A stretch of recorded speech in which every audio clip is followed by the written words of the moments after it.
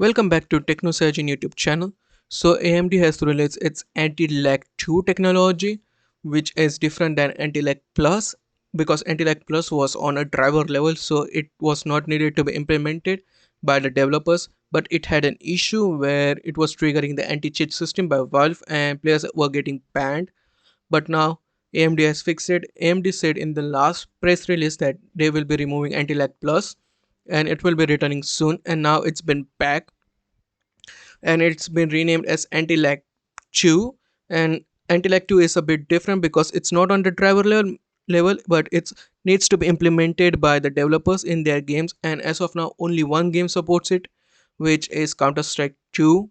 And yeah, it's a bummer to see that AMD was not able to figure out how to enable anti-lag on a driver level, yet at the same time not triggering the anti-cheat systems. But as you can see, anti-lag 2 is far better than without anti-lag or anti-lag plus first anti-lag. So it's a bummer, but at the same time anti-lag 2 is back. And yeah, it needs to be enabled by developers for your favorite games, but it's we should keep that in mind. Next up, we have some news regarding the renaming which is happening with Strix Point.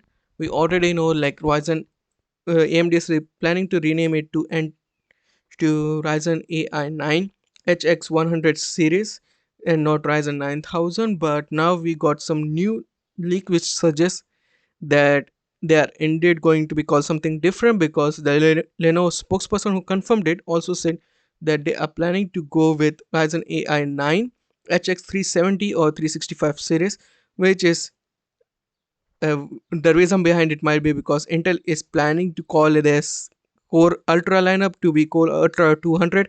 So AMD is just doing it so that they are one step ahead with 300 series. But according to me, the naming conventions doesn't matter. What matters is the processors and how far it pushes. So yeah.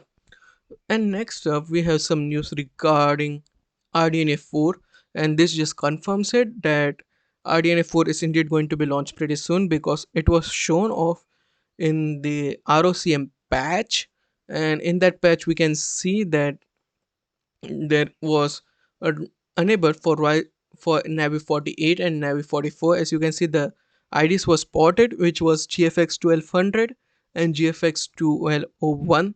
This just confirms it that Navi 44 and Navi 48 is indeed going to be launched pretty soon. We still don't know when, but it might be during Computex event.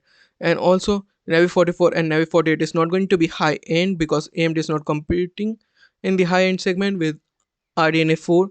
And yeah, so it's nice that AMD can focus more on mid-range segment, and RDNA 5, since it's a complete restructuring, redesigning, they should take more time with it. But yeah, it's nice to see. And lastly for today, we have some news regarding RTX 5090, and it comes from this leaker, and the memory layout is looking pretty dense. It is 4552 as you can see on the screen here. So it has 16 modules, and if we say it's each module is 2 gigabytes of GDDR7, it will be 32 GB of memory, which is insane.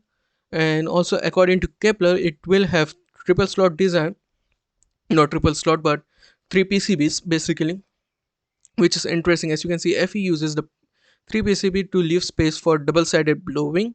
And according to Kepler, Copper 7 Kimi, it consists of main board, IO rigid board, and a separate PCI slot component. But he is not sure that it will have a third PCB, but the PCI slot component will be baked in.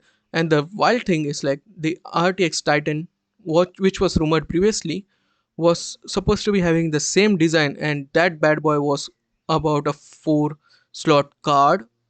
So maybe RTX 1590 is going to be a 4 slot or maybe even bulkier. But yeah, that's it from me today. What do you think about the news? Sound of your thoughts in the comment section below. Like, share, and subscribe, and I'll meet you in the next one.